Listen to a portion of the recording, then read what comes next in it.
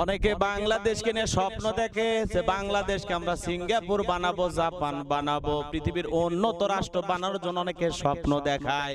রব্বুল আলামিন বলে, গোলাম তোমরা যদি আমার শুকরিয়া আদায় করো আমি তোমাদের নিয়ামতটারে আরো বাড়ায় দিব। হরিণী একটা চিৎকার মেরেছে রে, ডাক দিয়ে বলছে মাবুদ আমার জবানটা খুলে দাও। বীর মুসলমান ধরো আল কোরআন, বীর মুসলমান ধরো আল কোরআন, ফিরায়া আনো সেই হারানো সম্মান। বীর মুসলমান ধরো আল কোরআন। আমাদের বগুড়ার প্রিয় ভাই তরুণ ইসলামী আলোচক, আমাদের প্রিয় ভাই মাওলানা আব্দুল ওয়াহাব সাদিক, আমরা তার কণ্ঠে শুনবো বাংলাদেশের সময়ের জনপ্রিয় ইসলামী আলোচক ডক্টর মিজানুর রহমান আল আজহারি হাফিজাহুল্লাহ, তার কণ্ঠে এখন আমরা আলোচনা শুনবো। আলোচনা নিয়ে এসছেন আমাদের প্রিয় ছোট্ট ভাই মাওলানা আব্দুল ওয়াহাব সাদিক। আসসালামু আলাইকুম ওয়া রাহমাতুল্লাহি ওয়া বারাকাতুহু। রব্বুল আলামিন বলেন, লা ইন শাকারতুম লা আজিদান্নাকুম ওয়া লা ইন কাফারতুম ইন্না আযাবি লাশাদীদ। রব্বুল আলামিন বলে, গোলাম তোমরা যদি আমার শুকরিয়া আদায় করো আমি তোমাদের নিয়ামতটারে আরো বাড়ায় দিব, আর যদি কুফরি করো ওয়ালা ইন কাফারতুম ইন্না আযাবি লাশাদীদ, আর যদি কুফরি করো আমি আল্লাহ তোমাদের নিয়ামতটারে ছিনিয়ে নিব আর শক্ত আযাব দিয়ে গ্রেফতার করে দিব। আল্লাহু আকবার বলেন। এজন্য গোলাম আমাদের সবকিছুর শুকরিয়া আদায় করতে হবে। কার কথা? এজন্য রব্বুল আলামিন বলে, তোমরা শুকরিয়া আদায় করলে আমি আল্লাহ তোমাদের নিয়ামতটারে বাড়ায় দেই। সুবহানাল্লাহ বলেন। এর সাথে সাথে আবার মনে রাখতে হবে জীবনের সবগুলো গুনাহ আল্লাহর কাছে মাপ চাইতে হবে। আল্লাহ যদি মাফ করে দেন আমরা সুখী, আর আল্লাহ যদি মাফ না করেন আমাদের থেকে দুঃখী আর কেউ থাকবে। এজন্য আল্লাহ তাআলা বলছেন, ও আমার গোলামেরা শোনো, ইয়া আইয়ুহাল্লাযীনা আমানু তুবু ইলাল্লাহি তাওবাতান নাসুহা। আল্লাহু আকবার। আল্লাহ পাক বলছেন, ও আমার গোলামেরা ভুল হবে, তোমাদের গুনাহ হবে, তোমাদের ভুল হবে, তোমাদের গুনাহ হয়ে যাবে। একনিষ্ঠতার সাথে আমি আল্লাহর কাছে যদি তাওবা করতে পারো জীবনের সবগুলো গুনাহ আমি আল্লাহ মাফ করে দেব। সুবহানাল্লাহ। মাশাআল্লাহ, মারহাবা। চমৎকার কণ্ঠে মিজানুর রহমান আল আজহারি ভাইয়ের কণ্ঠে আমরা আলোচনা শুনেছি। আমাদের ছোট্ট ভাইয়ের জন্য দোয়া করি আল্লাহ তাআলা কোরআনের ময়দানে তাকে যেন পরিপূর্ণভাবে কবুল করে নেন। এখন আমাদের মধ্যে আলোচনা এসছেন আমাদের প্রিয় ভাই যিনি মিষ্টি কণ্ঠে আলোচনা করেন, কুড়িগ্রাম উলিপুরের কৃতি সন্তান, অবস্থান করেন বগুড়ায়, আমাদের প্রিয় ভাই মাওলানা নুরুল ইসলাম সিরাজি হাফিজাহুল্লাহ। আমি প্রিয় ভাইকে আলোচনা নিয়ে আসার জন্য সবিনয় আহ্বান করছি। হরিণী গাছের নিচে বান্ধা, পাশ দিয়ে রসুল আসতেছেন, দয়ার নবী মায়ের নবী। হরিণী একটা চিৎকার মেরেছে রে, ডাক দিয়ে বলছে মাবুদ আমার জবানটা খুলে দাও। রসুলের সাথে একটু কথা বলবো। রসুল এসে জিজ্ঞাসা করছেন, হরিণী রে কি হয়েছে তোমার, ঘটনা খুলে বলো। হরিণী বলছে, ইয়া রাসূলুল্লাহ, ইয়া হাবিবাল্লাহ, হুজুর আমার শরীর থেকে রক্ত বের হচ্ছে গো, আমি আর সহ্য করতে পারছি না। সব ঘটনা খুলে বললেন। রসুলের একটু মায়া হয়ে গেল। হরিণীকে বলছে, হরিণী রে চিন্তার কোনো কারণ নাই, তোমার যে দুইটা বাচ্চার কথা আমি শুনলাম, তোমার জামিনদার আমি হয়ে যাব রে, আর চিন্তা করো না। হরিণী একটা ডাক দিয়ে বলছে, নবী আমাকে একটু সামান্য সময়ের জন্য আমার জন্য জামিনদার হয়ে যান। রসুল শিকারীকে সাথে নিয়ে রসুল হরিণীর জামিনদার হয়ে গেলেন। এখান থেকে বুঝাতে চাই দুনিয়ার মানুষেরা রে, কারণ একটা হরিণীর ব্যথা রসুল বুঝলো রে, সেই নবীকে আমরা উম্মত হয়ে চিনতে পারলাম না। আমার দয়ার নবী মায়ায় ছবি আর আসবে না জগতে, আমার দয়ার নবী মায়ার ছবি আর আসবে না জগতে। মারহাবা, মাশাআল্লাহ, নারায়ে তাকবীর। প্রিয় দিনী ভাইরা, এখন আমাদের মধ্যে চমৎকার উপস্থাপনা নিয়ে আসছেন আমাদের চট্টগ্রামের কৃতি সন্তান, কক্সবাজারেও যিনি অবস্থান করেন, আমাদের প্রিয় ভাই হাফেজ মাওলানা মামুনুর রশিদ। আমি প্রিয় ভাইকে সংক্ষিপ্তভাবে আলোচনা নিয়ে আসার জন্য আহ্বান করছি। তিনি যে কোনো আলোচকের কণ্ঠে আলোচনা নিয়ে আসতে পারেন।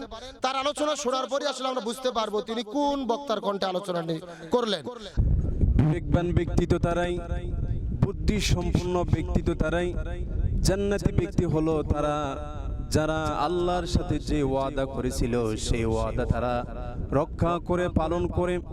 মহান রব্বুল আলামিন বলেন, আল্লাযীনা ইউফুনা বিআহদিল্লাহি ওয়া লা ইয়ানকুদুনাল মিসাক। আল্লাহ রব্বুল আলামিন বলেন, বিবেকবান ব্যক্তি তো তারাই যারা আল্লাহর সাথে যে ওয়াদা করেছিলেন সেই ওয়াদা তারা রক্ষা করবে। আমরা আল্লাহর সাথে কি ওয়াদা করেছিলাম? আমরা যখন রূহের জগতে ছিলাম তখন আল্লাহ তাআলা আমাদেরকে প্রশ্ন করলেন, আলাস্তু বিরাব্বিকুম, আমি কি তোমাদের রব নই? রূহের বাসিন্দারা তখন বলেছিল, ক্বালু বালা, আপনি তো আমাদের রব। ইব্রাহিম আলাইহিস সালাম আল্লাহ তাআলাকে ডাক দিয়ে বললেন, ওগো মালিক, আপনি মানুষদেরকে মৃত্যুর পর পুনরায় জীবিত করবেন। আল্লাহ তাআলা বললেন, ও পয়গম্বর ইব্রাহিম, তোমার কি এর উপরে বিশ্বাস হয় না? ইব্রাহিম পয়গম্বর বললেন, আল্লাহ, আমার বিশ্বাস হয়, তবে আমার অন্তরের প্রশান্তির জন্য আমি জানতে চাই আপনি পুনরায় কিভাবে মানুষদেরকে জীবিত করবেন। আল্লাহ তাআলা ডাক দিয়ে বললেন, ও পয়গম্বর ইব্রাহিম, আপনি 4টি পাখি ধরে আনেন। ইব্রাহিম পয়গম্বর 4টি পাখি ধরে আনলেন। আল্লাহ তাআলা বললেন, পয়গম্বর, পাখিগুলোকে আপনি পোষ মানান। ইব্রাহিম পয়গম্বর পাখিগুলোকে সকাল সন্ধ্যা খাবার দিয়ে পোষ মানালেন। এবার যখন ইব্রাহিম পয়গম্বরের কথাই পাখিগুলো ওঠা বসা করা শুরু করে দিল, আল্লাহ তাআলা বললেন, ও পয়গম্বর ইব্রাহিম, এবার 4টি পাখি জবাই করেন। ইব্রাহিম পয়গম্বর 4টি পাখি জবাই করে গোশতগুলো চূর্ণ বিচূর্ণ করি আল্লাহ তাআলার আদেশে বিভিন্ন পাহাড়ের চূড়ায় চূড়ায় হাড়গুলো রেখে আসলেন। এবার আল্লাহ তাআলা দীর্ঘদিন পর ডাক দিয়ে বললেন, ও পয়গম্বর ইব্রাহিম, এবার ওই পাখিগুলোকে আপনি ডাক দেন। আল্লাহ তাআলা ইব্রাহিম পয়গম্বরকে আদেশের পরে ইব্রাহিম পয়গম্বর বললেন, আল্লাহ, পাখিগুলোকে আমি জবাই করেছি, ডাক দিলে কেমন করে আসবে? আল্লাহ তাআলা বললেন, ও পয়গম্বর ইব্রাহিম, পাখিগুলোকে ডাক দেওয়ার দায়িত্ব তোমার, আর পাখিগুলোকে তোমার কাছে নিয়ে আসার দায়িত্ব আমি আল্লাহর। মারহাবা, মাশাআল্লাহ। আমাদের প্রিয় ভাই মুফতি মিনহাজুল ইসলাম মাহমুদি ভাই, জনপ্রিয় ইসলামী আলোচক আব্দুল খালেক শরীয়তপুরি দামাত বরকাতুহুম, ওনার কণ্ঠে আলোচনা করার চেষ্টা করেছেন। আল্লাহ তাআলা প্রিয় ভাইয়ের কণ্ঠকে কোরআনের ময়দানে পরিপূর্ণভাবে কবুল করুন। हकीकत से तू दुनिया बेखबर है, दुनिया की नुमाइश पर नजर है। नबी गोयम के अज दुनिया जुदाबाश, बाहर करे के बाशी बा खुदाबाश। ओगो नबीर उम्मतेरा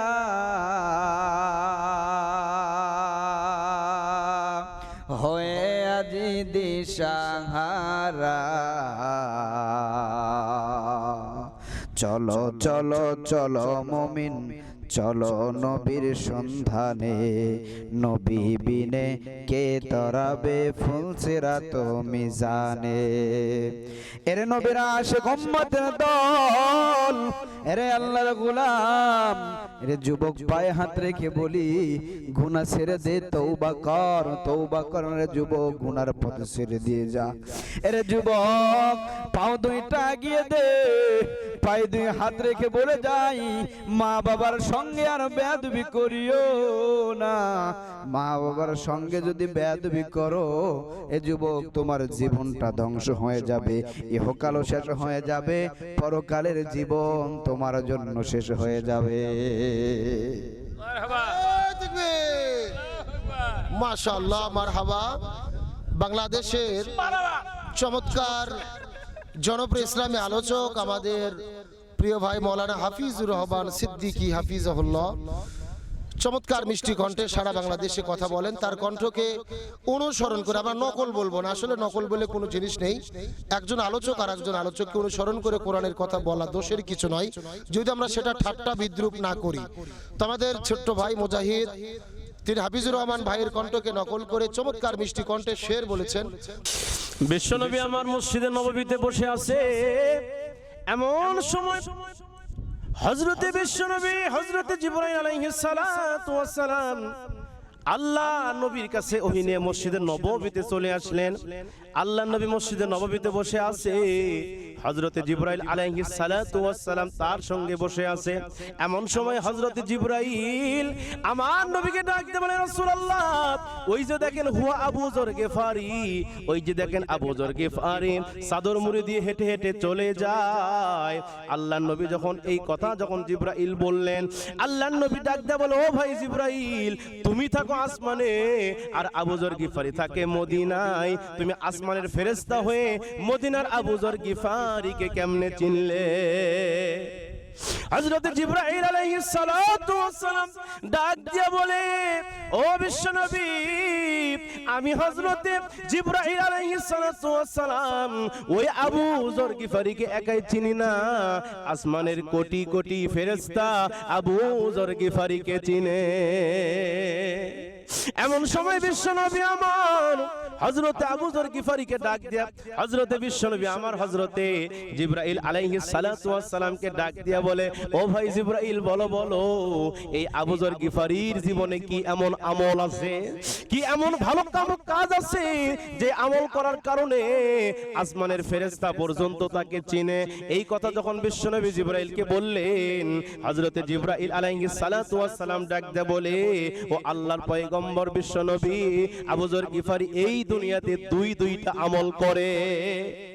এবার বিশ্বনবী জানতে চাইলেন, ও ভাই জিবরাইল, তুমি বলো সেই দুইটা আমল কি? এবার বিশ্বনবী ডাক দিয়ে বলে, হযরতে জিবরাইল ডাক দিয়ে বলে, ইয়া রাসূলুল্লাহ, সেই দুইটা আমল হলো, আবু যর গিফারির এক নাম্বার আমল হলো, আবু যর গিফারি সব সময় নিজেকে নিজে ছোট মনে করে। আর দুই নম্বর, আবু যর গিফারি যখন তিনি নামাজে দাঁড়ায় সব সময় তিনি সূরাতুল ইখলাস তেলাওয়াত করে, এই কারণে আল্লাহ পাক তার মর্যাদা বাড়িয়ে দিয়েছে। মাশাআল্লাহ, মারহাবা, চমৎকার উপস্থাপন করেছেন আমাদের প্রিয় ভাই মাওলানা এইসে মেহেদী হাসান সিদ্দিকী, আমাদের বগুড়া অঞ্চলের জনপ্রিয় ইসলামী আলোচক, মাটি ও মানুষের প্রিয় বক্তা, আমাদের চাচা মুফতি বজলুর রশিদ মিয়া হাফিজাহুল্লাহ, ওনার কণ্ঠে কথা বলেছেন।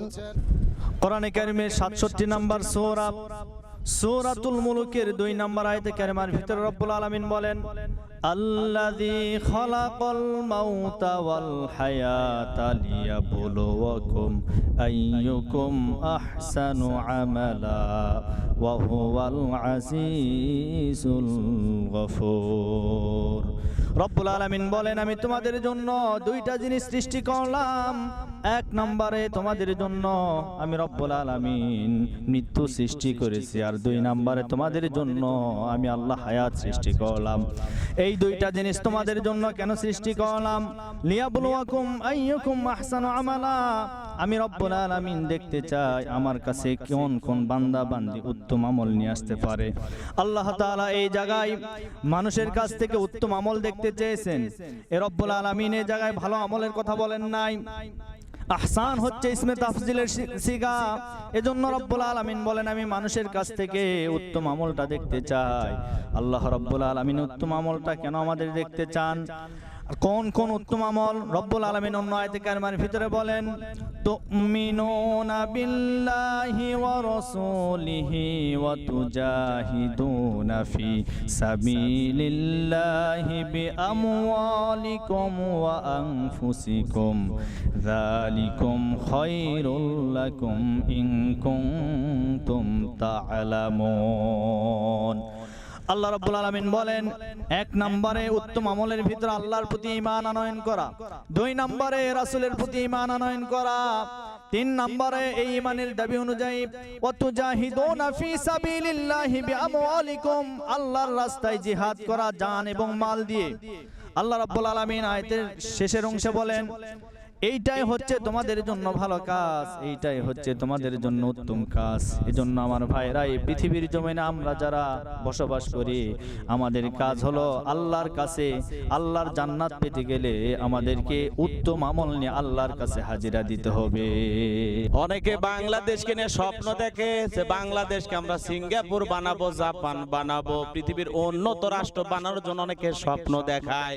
কিন্তু বাংলাদেশকে যদি সত্যি আপনারা বিশ্বের দরবারে উঁচু করে তুলে ধরতে চান, এ দেশকে দুর্নীতি মুক্ত করতে হবে, সাদাবাদ সন্ত্রাস মুক্ত করতে হবে, তাহলে বাংলাদেশকে আমরা বিশ্বের দরবারে উঁচু করে দাঁড়া করাইতে পারবো।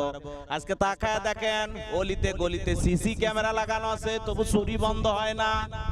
আজকে যাদেরকে আমরা অভিভাবকের দায়িত্ব দিয়েছি, অধিকাংশ নেতা দেশের টাকা বিদেশে পাচার করে।